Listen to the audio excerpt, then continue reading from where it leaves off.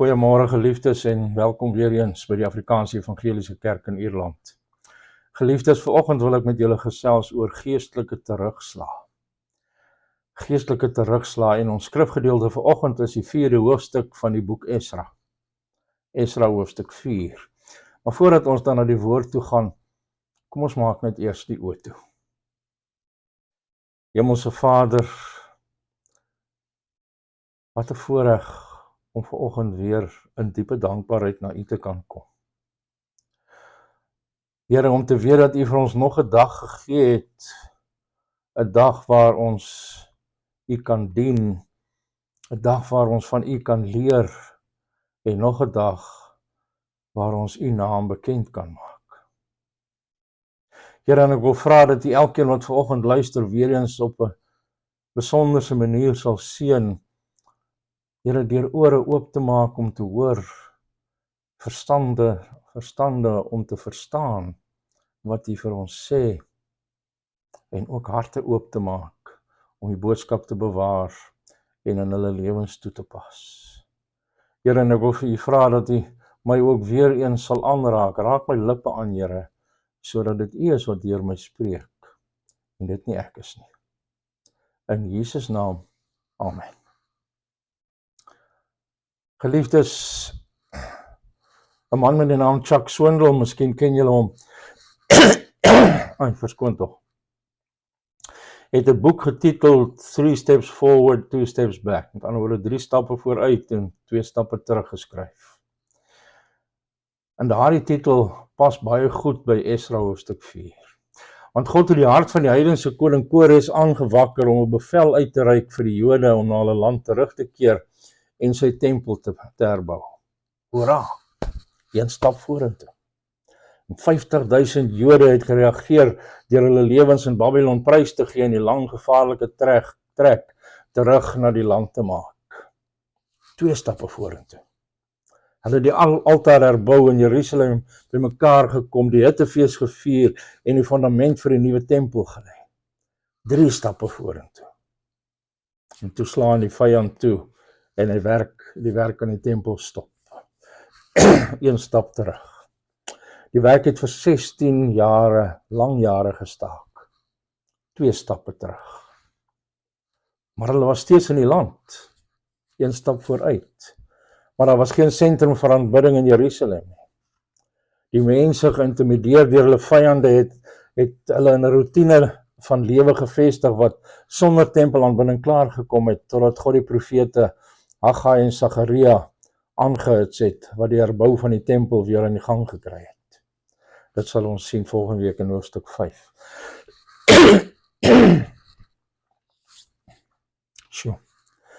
Verlede week het ons na 'n nuwe begin met God gekyk. Nuwe beginne is opwindend en is gevul met hoop. Want dinge hoef nie te wees soos dit was gedurende ons tyd in Babylon nie. Deur sy oorvloedige genade kan ons terugkeer na die Here en van voor af begin. Maar skaars het ons teruggedraai of die vyand tref ons en ons lei 'n geestelike terugslag. Die geestelike hoogtepunt wat ons geniet het, word gevolg deur 'n diep geestelike laagtepunt. Ons is nie seker of ons hierdie wipkarretjie weer wil opsaal, net om nog 'n waaglike daling te trotseer nie. Dis vestig ons in geestelike middelmatigheid. En dis wat in Esra 4 gebeur het. En die les vir ons is, wanneer jy 'n verbintenis tot die Here maak, wees voorbereid om die vyand se onophoudelike poging om jou terug te trek in die gesig te staar. Vers 1 sê dat die vyande van Juda en Benjamin gehoor het dat hulle 'n tempel vir die God van Israel bou. En ons kan nie bou nie, of dit nou 'n kerkgebou is om die bediening te bevorder, of om ons eie geestelike lewens te bou, sonder dat die vyand daarvan hoor nie. En hy sal insluip. Aanvanklik subtiel, maar meer aggressief as ons sy eerste pogings weerstaan. Om gewaarsku te wees, is om voorbereid te wees. Ons kyk na 'n paar punte. Eerstens, ons geestelike vyand sal elke poging tot geestelike vooruitgang kragtig teestaan. En dis van kardinale belang om dit te onthou, want wat dikwels gebeur is, dat 'n persoon 'n nuwe begin met God maak, het sy met bekering of na tyd van ballingskap in Babylon, met ander woorde die wêreld. En hy neem naïef aan dat aangesien hy nou na die Here gedraai het, alles van nou goed sal gaan. En uiteindelik is God nou aan sy kant. En sy hoop was nog nooit hoër nie. En net toe, wham, die vyand slaan toe. Hy gaan onder en hy voel laer as wat hy gevoel het voordat hy na die Here teruggekeer het. Julle sien, Satan het 'n aantal triks of gereedskapstukke in sy sak. Eerstens, die vyand se gevaarlikste triek is om ons tot kompromie te lok onder die dekmantel van samewerking.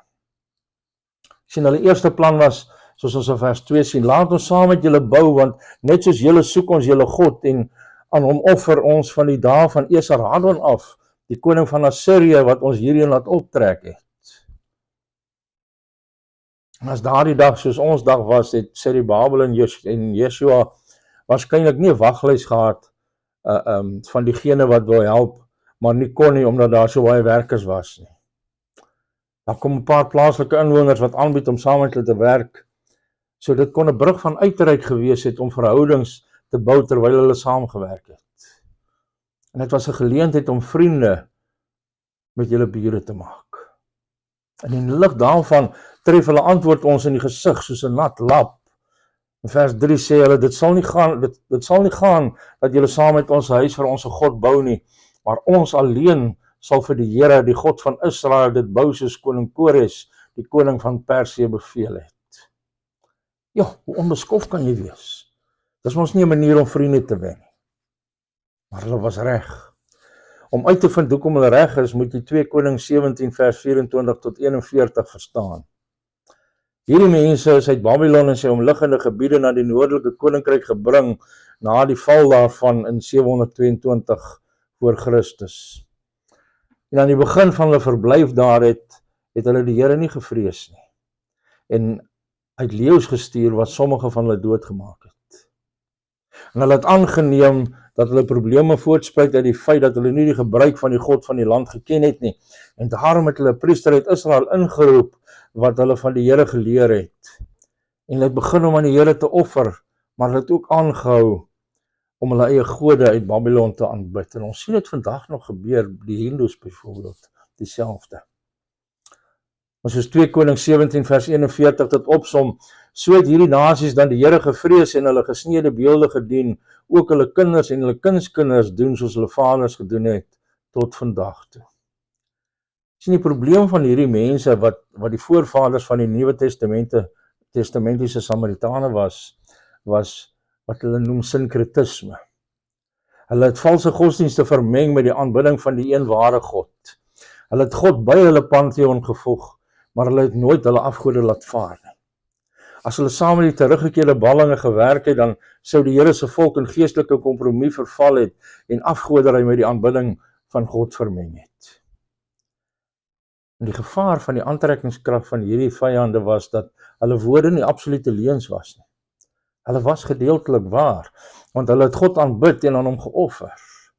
Die probleem was dat hulle nie God alleen aanbid het nie.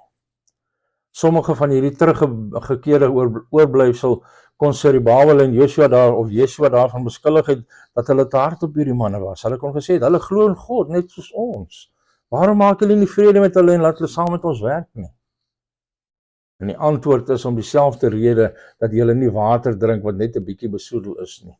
Dit sal julle vergiftig.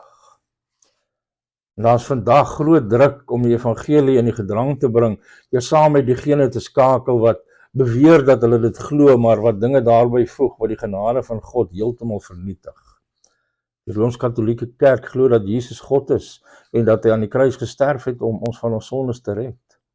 Hulle glo dat ons deur genade gered word deur geloof in Christus. En die enigste klein probleempie is dat hulle glo dat ons nie deur geloof in Christus alleen gered word nie. Hulle glo dat om gered te word, ons werke moet voeg by wat Christus aan die kruis gedoen het. En die evangeliese pastore is onder geweldige druk om saam met die Katolieke Kerk in die saak van Christus te werk. En baie invloedryke evangeliese leiers het 2 dokumente onderteken wat ons aanspoor om die gaping met Rome te oorbrug. Maar geliefdes, as ons dit doen, dan bring ons die suiwer evangelie van God se genade in die gedrang en meng dit met die afgode van wêreldse godsdiens. As ons die vyand se subtiele benadering weerstaan, dan sal hy sy ware kleure wys deur 'n meer aggressiewe opposisie. Dit bring ons by die tweede ene, die vyand gebruik dikwels die instrument van ontmoediging. Ons lees in vers 4, toe die volk van die land die hande van die volk van Juda laat verslap. Ons word nie spesifiek vertel hoe hulle dit gedoen het nie. Miskien het hulle gesê, as julle hierdie tempel herbou, gaan dit net weer afgebreek word. Miskien het hulle geweet dat duisende na Jerusalem sou stroom om by die tempel te aanbid en gesê, ons wil nie hierdie soort verkeer in ons agterplaas hê nie, bou julle tempel ergens anders. As dit in ons tyd was, dan sou hulle by die stadsaal wees en teen die soneringswette of omgewingsimpak protesteer. Satan gebruik dikwels die instrument van ontmoediging. Hy fluister vir ons, wat julle doen sal geen verskil in hierdie wêreld of in die ewigheid maak nie. Daardie kinders wat julle onderrig, waardeer nie julle pogings nie. Hoekom daardeur gepla word nog? Hoekom probeer? Geen net op en geniet jouself. Hy probeer pastore ontmoedig wanneer mense met wie ons gewerk het teen ons draai, ongeregverdige kritiek versprei en ander die kerk lei. Sê, sien julle soek te vergeefs. En derdens, die vyand gebruik dikwels vrees om ontmoediging te volg. Want nadat hy die mense ontmoedig het, sien ons in vers 4, is hulle afgeskrik om nie te bou nie. Want wanneer jy mismoedig is, kan vrees maklik insluip. Menige pastoor en predikant het al geworstel met gedagtes so, wat as jou kritisie jou laat afdank? Hoe gaan jy bestaan maak en jou gesin onderhou? Wat as die kritisie die grootgewers weglei? Hoe gaan jou kerk sy begroting laat klop? Mismoedigheid verander vinnig en baie vrees oor die toekoms. En nommer 4, die vyand gebruik waninligting en valse beskuldigings om godvrugtige leiers teen te staan en te ondermyn. Sien in vers 5, hulle het raadgewers teen hulle gehuur om hulle plan te verydel al die dae van Kores, die koning van Persië. En of hierdie gehuurde raadsmanne nou by die koninklike hof gewerk het of onder die Jode gesirkuleer het of albei, ons weet nie, maar hulle het halwe waarhede en waninligting versprei om die leierskap van Zerubabel en Jesua te ondermyn. Want hierdie manne is net daarop uit om 'n koninkryk vir hulle self te bou. Hulle gaan teen die koning in opstand kom. Hulle vul hulle eie sakke met die bougeld. Die gerugte het begin vlieg om die raad van hierdie godvrugtige leiers te frustreer. In vers 6 tot 23 het ons 'n lang hakkie waar Esra voorbeelde deel van die teestand wat later gekom het. Hy noem die verskillende konings waarna hy verwys noukeurig, sodat sy lesers dit nie verkeerd sou verstaan nie. En hierdie latere voorbeelde het nie oor die herbou van die tempel gegaan nie, maar oor die stad en die mure tydens die heerskappy van koning Artasasta, soos ons in vers 12 sien, wat Nehemia gedoen het. En Israel se vyande het hierdie brief aan Artasasta geskryf, wat vol valse beskuldigings en halwe waarhede was. Hulle het gesê dat as die stad herbou word, die Jode sou ophou om belasting te betaal, soos ons vers 13 sien. En daai deeltjie sal enige koning se aandag baie vinnig trek. En die kritici het ook beweer dat hulle lojaal aan die koning was. En die letterlike frase is in vers 14 sê, ons eet die sout van die paleis. Sien, die Egiptiese konings het sout 'n koninklike monopolie gemaak. En ons weet miskien ook die Perse. En ons Afrikaanse woord salaris kom van die Latynse woord salarium, wat die rantsoen sout was wat aan soldate gegee is. En dit is waar ons die uitdrukking vandaan kry van 'n man is sy sout nie werd nie. Maar omdat hulle lojaal aan die paleis was, het die kritici beweer dat hulle nie wou sien dat die koning deur hierdie rebelse Jode oneer aangedoen word nie. En daarom het hulle hom aangeraai om dit in sy rekordboeke na te gaan en hy sou vind dat Jerusalem 'n rekord gehad het as 'n rebelse en 'n bose stad, soos ons in verse 12 en 15 sien. En as hy hulle nie sou keer nie, dan sou hulle getrou bly aan hulle verlede en hulle sou weer rebelleer. Weereens, dit was halfwaarhede en waninligting. Weliswaar het Israel in die verlede teen tiranne gerebelleer wat hulle tot onderwerping gedwing het. Maar om die stad met sulke breë hale te beswadder, was beide onregverdig en onwaar. Die Here het vir Jeremia gesê om die mense te sê om die welstand van Babylon te soek en tot die Here te bid namens hulle terwyl hulle daar was in Jeremia 29 vers 7.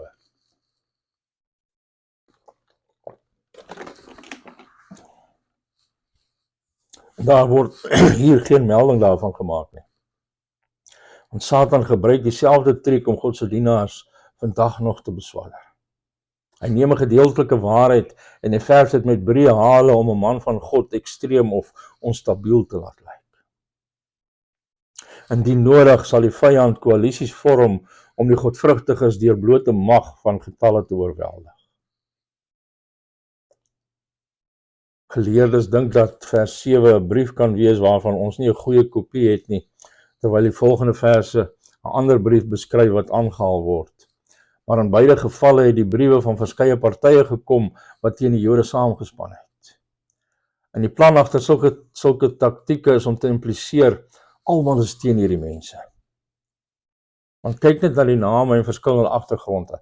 As al hierdie manne van sulke verskillende agtergronde en plekke saam teen hierdie Jode kan saamstem, dan moet die Jode mos die probleem wees. Die meerderheid moet mos reg wees. Hierdie Jode is die bron van die moeilikheid. En selfs vandag nog opereer die vyand deur op die algemene opinie teen die Here se mense te steun. Ons hoor dit so dikwels, hierdie engdenkende, onverdraagsame Bybelgelowige Christene, hulle is die probleem. Hulle is soos die Taliban, wat probeer om hulle sienings op almal anders af te dwing. Die meerderheid Amerikaners, of die meerderheid Westerling, of die meerderheid Engelse, glo in God, maar ons glo nie in so onverdraagsame, liefdelose God soos hierdie mense nie. Ons glo in die basiese leringe van die Bybel, maar ons is nie so eng of oudtyds, soos hierdie ou boerevolk om te dink dat dit letterlik waar is nie.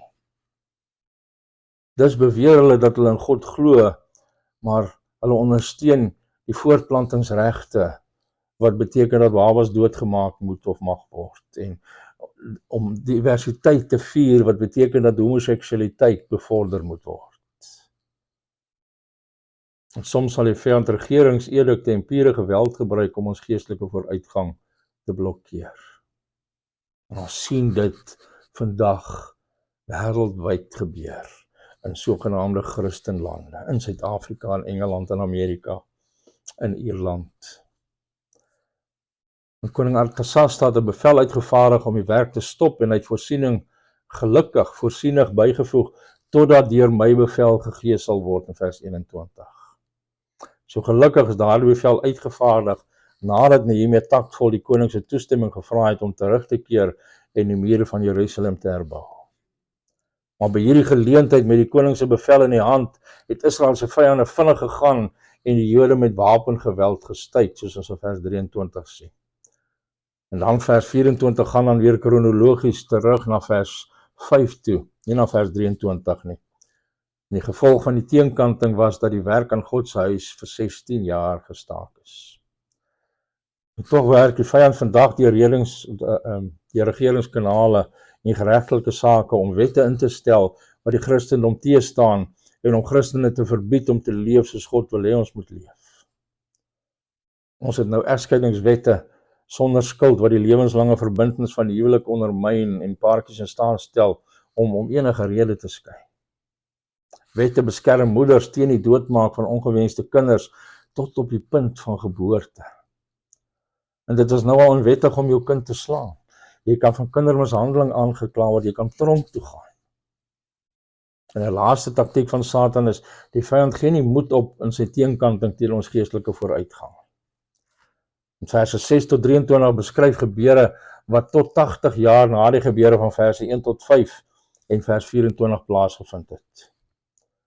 Esra het moontlik hierdie latere gebeure ingesluit, nie net om voorbeelde van teenkanting te gee nie, maar ook om te bewys dat die besluit om die hulp van die vyand te verwerp in vers 1 reg was. Hierdie verse toon ook dat Esra se latere sterk bewering teen die gemengde huwelike van die teruggekeerde ballinge gegrond was. Hulle toon ook die onwrikbare aard van Satan se teenkanting. Hy gee nie moed op na een terugslag nie. Hy hou aan om teë te werk wat die Here se mense ook al probeer doen om geestelik vorentoe te beweeg. Want as hy jou kan kry om terug te staan en moed op te gee, dan het hy sy doelwit bereik. En dit lei tot die tweede punt, daar is baie verkeerde maniere om op die vyand se aanvalle te reageer. Eerstens, gee jou geestelike doelwitte op en keer terug na jou ou lewenswyse. Die profeet Haggai wys dat baie van die Jode afgelei is deur die bou van hulle eie huise en dus die bou van die Here se huis verwaarloos het in Haggai 1 vers 4. Ek het dit oor en oor al sien gebeur. Mense raak opgewonde daaroor om die Here te dien en hulle spring met entoesiasme en met 'n vaart weg in hulle nuwe bedienings. Maar dan tref die vyand hulle dikwels met kritiek van medegelowiges. En hulle kry seer en hulle val uit en hulle dink as dit die dank is wat ek kry vir die poging om te dien, vergeet dit, ek is klaar daarmee. En hulle mag dalk dan nog af en toe kerk bywoon, maar hulle sal nooit weer betrokke raak by diens nie. En tweedens, neem die tweede beste geestelik. Want sommige van die Jode dalk gedink, wel, ten minste is ons uit Babylon en terug in die land, as ons nie 'n tempel kan hê nie, sal ons daar sonder moet klaarkom. Maar sonder die tempel kon die Jode God nie aanbid soos hulle moes nie. Hulle sou nie die geestelike middelpunt vir die nasie gehad het nie. En sommige Christene probeer om 'n nuwe begin met die Here te maak, maar die vyand val aan. En hulle deins terug en hulle besluit om in 'n middelmatige geestelike bestaan te vestig. En derdens, blameer God of God se leiers omdat hulle nie doen wat jy dink hulle moes gedoen het nie. Miskien het sommige van die mense teen Serubabel en Jesua gemor oor hulle plan om die tempel te herbou. Hulle het al dinge gesê, dus dinge het goed gegaan voordat ons met hierdie projek begin het. Waarom het ons leiers ons ooit in hierdie stryd betrek? Miskien was dit nie God se wil nie. Ons moet in gedagte hou dat ons nie teen vlees en bloed worstel nie, maar teen die onsigbare geestelike magte van goddeloosheid in die hemele, volgens Efesiërs 6 vers 12. Andersins, wanneer dinge verkeerd loop in die kerk of in jou verhoudings met ander Christene, is dit maklik om teen God of teen die leiers wat God oor jou geplaas het te mor. In plaas daarvan om saam te werk, saam te bid en voort te gaan met wat die Here gedoen wil hê, kan die kerk in woedende faksies fragmenteer wat elkeen die ander blameer vir probleme wat eintlik van die vyand afkom. Vierdens, jy kom tot die gevolgtrekking dat dit nie God se tyd moet wees nie en dat wanneer hy dit gedoen wil hê, dit tog gedoen sal word. En ja, ek besef, God het wel 'n tydskedule en dit het dikwels nie met my tydskedule ooreenstem nie. Maar deur Haggai 1 vers 2 haal die Here hierdie mense aan wat sê, nog het die tyd nie gekom, die tyd dat die huis van die Here herbou moet word nie. Met ander woorde, hulle het gefokus op die bou van hulle eie huise en 16 jaar nadat die tempelfondament gelê is, was daar geen verdere vordering. En dit is baie maklik om ons geestelike leiheid te vergeestelik deur te sê dat dit nie die Here se wil of sy tydsberekening moet wees vir iets om te gebeur wat hy wil hê, ons moet die inisiatief neem om te doen. En ons neem verkeerdelik aan dat as die Here daarin is, ons nie probleme, terugslag en frustrasie sal hê om dit te probeer doen nie. Met ander woorde, as hierdie dinge gebeur, dan is dit nog nie nou die tyd wat die Here wil hê dit moet gebeur nie. Maar die lees van Christelike biografieë kan ons hier help. Jy hoor van 'n man soos Hudson Taylor en neem verkeerdelik aan dat hy die China Inland Mission begin het en sommer net so presto het duisende tot Christus gekom. Hy het wel die sending begin en uiteindelik het duisende Christene tot Christus gekom, of Chinese tot Christus gekom, maar nie sonder ontelbare probleme en terugslae wat oorkom moes word nie. En om die verhaal te lees wat hy deurgemaak het, kan jou perspektief en krag gee om te volhard wanneer jy sterk teestand in die gesig staar in wat God jou ook al geroep het om te doen. Dus sal ons geestelike vyand elke poging tot geestelike vooruitgang kragtig teenstaan. Daar's 'n paar verkeerde maniere om op sy aanvalle te reageer. Maar laastens, daar's 'n paar Bybelse strategieë om die vyand se taktiek te oorkom. Daar's baie meer strategieë as wat ek hier kan lys, maar terwille van tyd wil ek vanoggend net 4 noem. Eerstens, ken die vyand. In 2 Konings 2 vers 11 het Paulus die kerk so pas beveel om die man te vergewe wat gesondig het, maar berou getoon het. En dan verduidelik hy sê sodat die Satan ons nie sou uitbuit nie, want ons is nie onbekend met sy planne nie. Want van die tuin van Eden af, insluitend in ons teks, wys die Bybel vir ons hoe lustig Satan werk om God se mense te versoek en te mislei. En om sy planne te ken, bewapen jou om op te staan en te veg wanneer hy toeslaan. En tweedens, weerstaan die vyand. Jakobus 4 vers 7 sê vir ons duidelik, weerstaan die duiwel en hy sal van julle af wegvlug. Jy hoef nie 7 stappe of spesiale gebede te memoriseer om die duiwel te oorkom nie. Sê net nee. Trek jou geestelike wapenrusting aan en weerstaan, soos Efesiërs 6 vers 10 tot 20 ons vir ons ook sê, as jy dit aangetrek het, staan. Trek die streep in die sand. En derdens, onderwerp jou en nader na God toe. Voordat Jakobus 4 vers 7 vir ons sê om die duiwel te weerstaan, sê vir ons, onderwerp julle dan aan God. Dan sê hy weerstaan, die duiwel en sal van julle wegvlug. En dan gaan hy verder en hy sê in vers 8, nader tot God en hy sal tot julle nader. En as God toelaat dat die vyand vir julle beproewinge veroorsaak, is dit julle verantwoordelikheid om julle aan God te onderwerp, wetende dat hy die beproewinge kan ophef die oomblik as hy sien dat dit vir julle beswil is. Eerder om van God weg te trek in die beproewing, nader tot hom, wetende dat hy vir julle omgee. Lees 1 Petrus 5 vers 7 tot 11 ook in hierdie verband. En vierdens, volhard in die aangesig van teëstand. Dis 'n lewenslange stryd, dis nie 'n eenmalige ding nie. As ons probeer om enigiets betekenisvol vir die Here te doen, dan sal die vyand hoor dat ons bou en hy sal teëstand aanwakker. As ons moed opgee, dan wen hy en God se koninkryk lei daaronder. Maar as ons volhard, dan vorder God se koninkryk. En ek wil afsluit.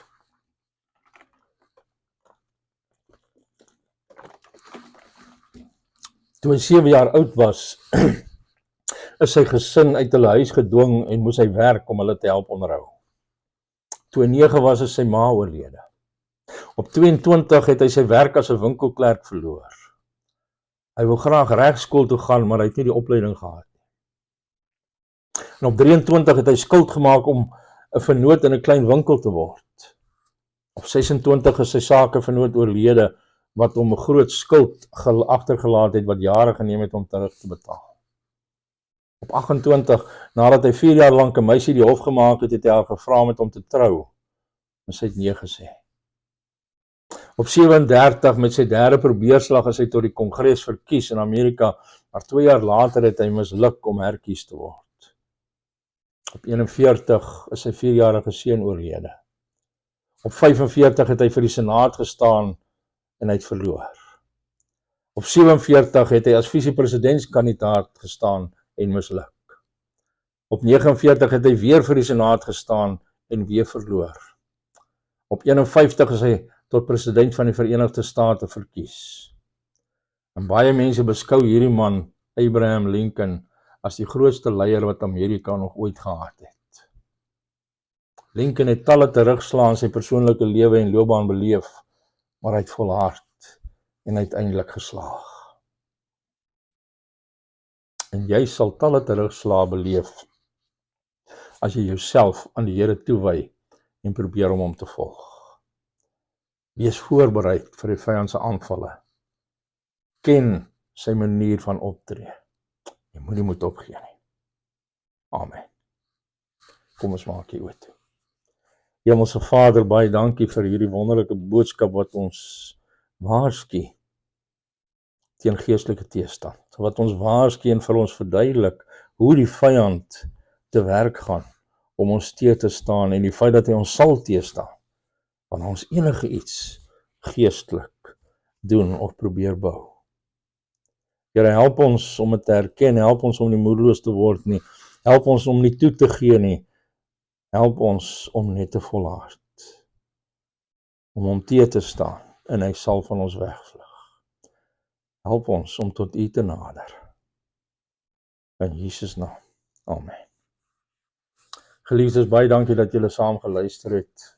Mag hierdie boodskap vir julle ook voedsel vir julle siele wees. Mag dit julle besiel wanneer julle besig is om vir God te werk en teestand ondervind, soos wat julle sal doen. Maar mag julle volhard, mag julle die vyand teestaan en mag julle tot God nader. Mag julle 'n wonderlike Christusgevoelde dag en 'n Christusgevoelde week beleef en as dit die Here se wil is, dan kom ons volgende Sondag weer rondom sy woord bymekaar om verder uit hierdie boek van Esra te leer. Tot dan, mag die Here se genade met julle wees. Mag die Here self met julle wees. En mag die Here julle seën. Shalom.